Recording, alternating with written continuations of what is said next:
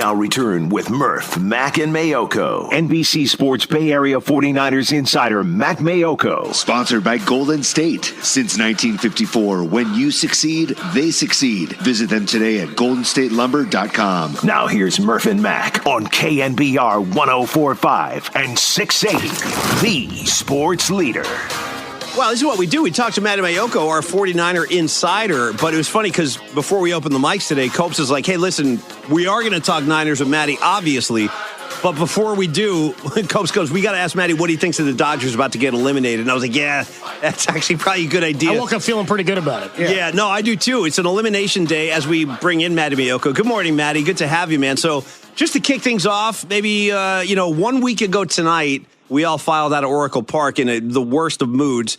But here we are 1 week later, and now the tables have turned. This could be it for the Dodgers tonight, Matty. So we got a little extra spring in our step today.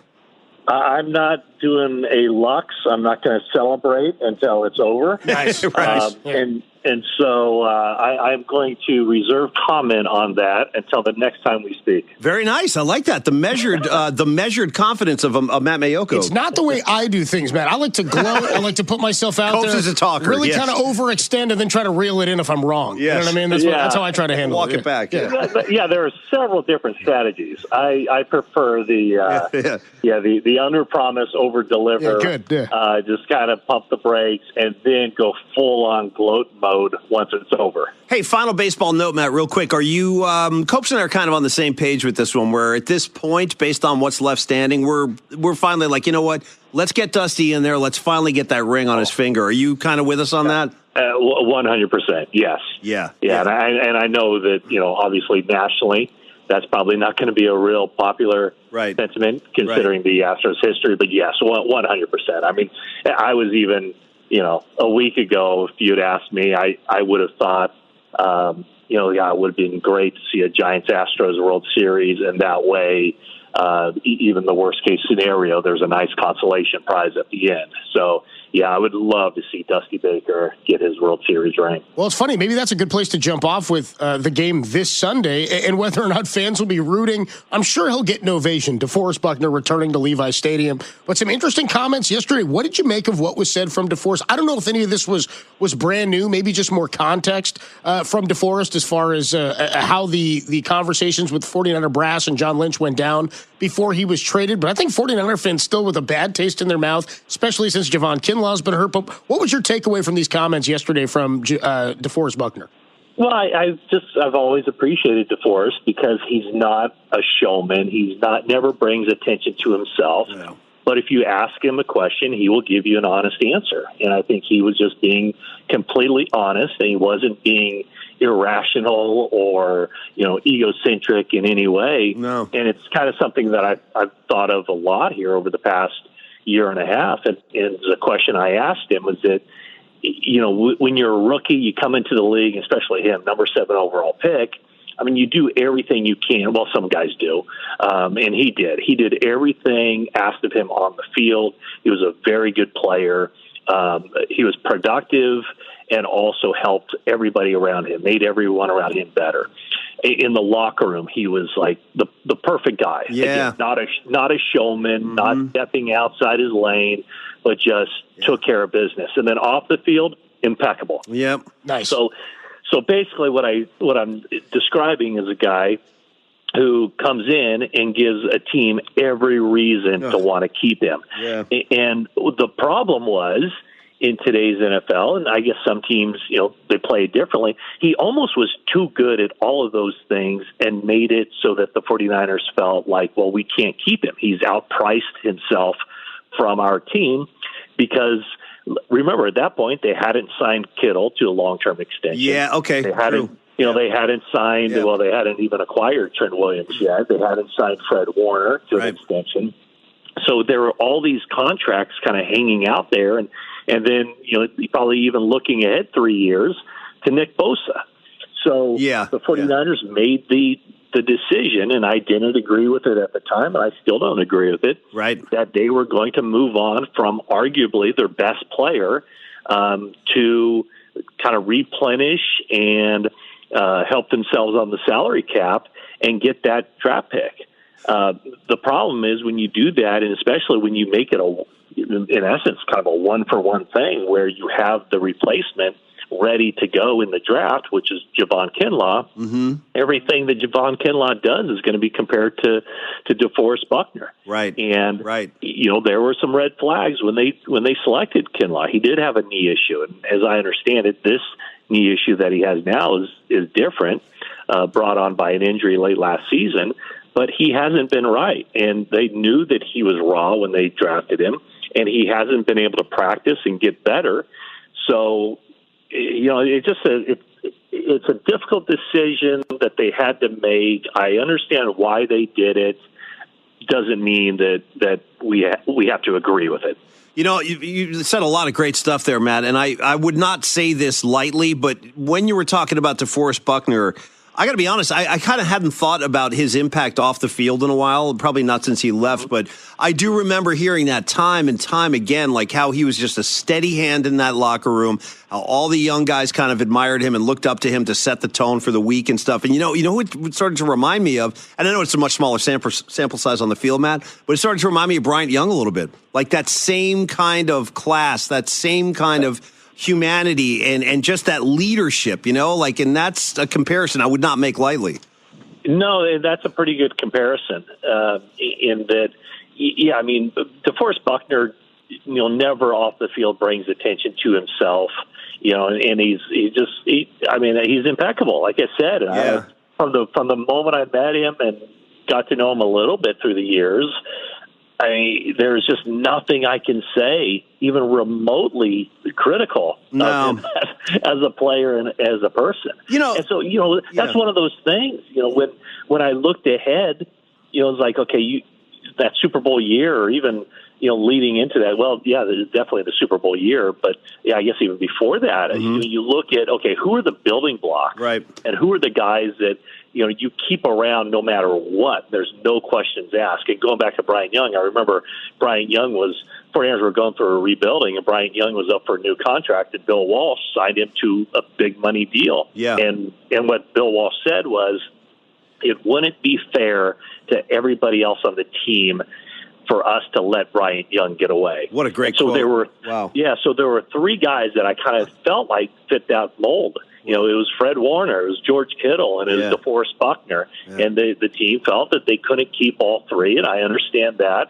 And, DeForest Buckner was the one to go. And we just had Tony Dungy on our podcast, and he told us that, he obviously still has a lot of ties to Indianapolis, and he said, trust me, the people in Indianapolis, people in the Colts organization are thrilled to have DeForest Buckner on their team. Do you own or rent your home? Sure you do, and I'll bet it can be hard work. You know what's easy? Bundling policies with Geico. Geico makes it easy to bundle your homeowner's or renter's insurance along with your auto policy. It's a good thing, too, because you already have so much to do around your home.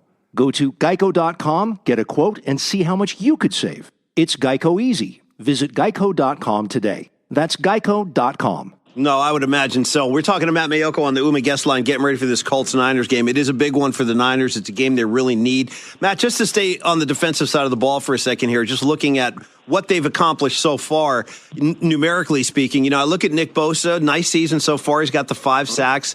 He's always around the ball, seemingly. Dee Ford, he's not on the field a lot, but he does have 3 sacks, so he's made an impact when he's out there. DJ Jones a little bit. I guess what I'm asking, Matt, is how, in Buckner's absence, after all that Buckner talk, how do you view this defensive line, strictly in terms of pressuring the quarterback? Is this about where you thought and hoped they'd be, or are they maybe even overachieving a little bit? How do you view them so far? Frankly, I think they're underachieving. Okay. Yeah, I thought that, I think there's Bosa, and I think that Eric Armstead has had a pretty good season, and the numbers aren't there like they are with Bosa. But I do think that those two guys have been consistent, and I think that Dee Ford, it's basically like if he's, Dee Ford is banged up a little bit. That back injury is something that they're going to have to manage and finesse, I think, for as long as he's with the team. But he has 3 sacks and a couple of pressures, but other than that, he hasn't made that much of an impact. He hasn't put pressure on the quarterback and led to incomplete passes. I just think that when I looked at this team, and saw in training camp what the expectation was for them, I don't think it's been as good as what I thought it would be. And I actually think, when you talk about the pass defense, I think the coverage has been a lot better than I thought it would be. I think the guys on the back end, the cornerbacks, are doing an okay job. Yes, there's been a lot of pass interference penalties, but to me, kind of the disappointment with the defense is the pass rush, the constant, the steady pass rush. Now, I do think they've gotten better. I think heading into that bye week, the two games they played against Seattle and Arizona were very good games, and that was winning football. I'm not putting that at all on the defense. That's on the offense for not holding up its end of the bargain. But yeah, I would say that going back to DeForest Buckner, that's one player they could definitely use, because they don't. I don't know that they've really settled into four guys to get out there in those crucial nickel pass rush situations that they can throw out there and say, go get the quarterback, and they produce time and time again. Talking to Matt Maiocco on the UMA guest line. Switching over to the offense, Matty. Jimmy Garoppolo is going to start, it looks like, this week. Per your report yesterday, Trey Lance was not dressed, I guess, for practice, and doesn't sound like he's going to be active for the game. Is it fair to be, and I think it probably is, to be concerned about Jimmy Garoppolo with a right calf contusion? I mean, the first thing that comes to mind, and I know it's a different injury from last year, is the Miami game, the Brian Allen game from last year, where Jimmy could not push off of that right leg. Is the expectation that he's going to be able to do everything this weekend that he needs to be able to do to be successful? Well, first off, great call with the Brian Allen game. I hadn't thought about Brian Allen for quite some time. Oh, no. That kind of was all about a year ago. It was right. Week 3 or 4 of the season. Yeah. And Brian Allen. And now, the guys that they brought in are guys who are proven NFL players, guys like Josh Norman and Dre Kirkpatrick. But yes, I mean, when you look at Jimmy Garoppolo, I mean, they have a difficult time getting the ball outside the numbers. They have a difficult time enough right now. Anything but 100%. I don't see that improving. So I think it absolutely is a concern. And depending on what the weather conditions are, Sunday night at Levi Stadium with this weird stuff that seems to be falling from the sky, I'm not quite sure what that is. But I think the running game is going to be important. And, they expect to get Michael Hasty back. You got Elijah Mitchell. Maybe work in some more of the jet sweeps with Deebo Samuel and maybe even Brandon Ayuk getting his hands on the ball a little bit. I think it's going to be more important than ever for the 49ers to get that run game going. But, yeah, no, I think that, I really think that the clock is ticking on Garoppolo. And the 49ers have lost 3 games in a row. Yep. And now every game every game they lose is going to take on greater and greater significance. So, I know, obviously, by his actions, Kyle Shanahan has told the world that he doesn't think that Trey Lance is ready. Mm-hmm. And I take that for what it's worth, because it's his offense. He's the one who wanted Trey Lance, and if he doesn't think he's ready, then I believe he's not ready. Right. Obviously, in the eyes of Kyle Shanahan, he's not. But at some point, if this continues, he's going to have to take a hard look and say, well, at what point is a not ready Trey Lance? At what point does he give the team a better chance of winning than a ready Jimmy Garoppolo? Yeah, you mentioned because of that and because of the weather, they probably go heavy on the run game this week. I think that's what they'd like to do. You mentioned Elijah Mitchell, JaMychal Hasty could be coming off IR. Reports from Josina Anderson of ESPN a couple hours ago that Marlon Mack, who's kind of been on the block for the Colts all season long, I mean, it wouldn't matter really for this week, but they're coming to town, sort of like, I don't know, Freddie Sanchez showing up with the Pirates, and then the Pirates leave town, and then Freddie Sanchez just sort of kicked it in 2009 with the Giants. But there are reports that the Chiefs, the Panthers, the Niners, and the Saints are all potentially interested in Marlon Mack. Do you have any update on this? Is this a move you think they'd legitimately be willing to make? Yeah, I guess it all depends on what the price tag is. It would be. Are you saying maybe Marlon Mack packs for 2.5 months and not 2.5 days? Yeah, exactly. When he makes his trip out to Santa Clara. Pack heavy. Bring an extra bag. Right. Yeah, here's the reason why I think that would make sense for the 49ers is because I'm not sure that they expect to see Jeff Wilson back. through a lot of the season, through off season, through training camp, through the first couple of weeks of the season, I think they felt like Jeff Wilson could have potentially been back mid-season. That's what they were saying. Yeah. Yeah, and now that date is being pushed back to late November. Bummer. So when you push a return date back to late November, not good. That just doesn't leave you much wiggle room there. No. So, how much is he going to be a factor? Can he get back? We've seen the 49ers have, situations where guys have had surgeries and things haven't turned out well, Javon Kinlaw included. And so we'll see where that goes with Jeff Wilson. But I would think that Marlon Mack is the kind of runner that the 49ers could definitely use at this point. And then there's also Trey Sermon. I mean, I think a lot of it has to be accounted for as far as what's going on behind the scenes with Trey Sermon. He just hasn't been as decisive as a runner. He seems to be a little bit tentative.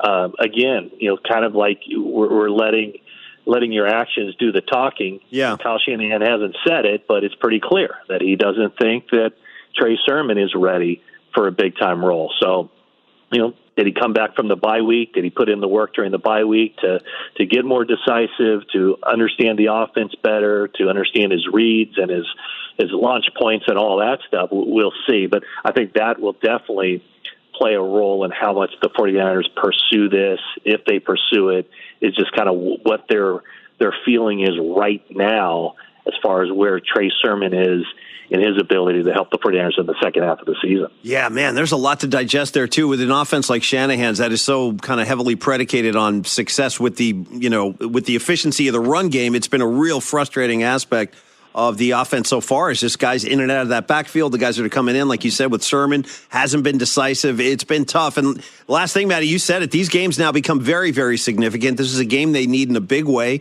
We're expecting a lot of rain, I know, on Sunday, too, so that will have some effect on the game.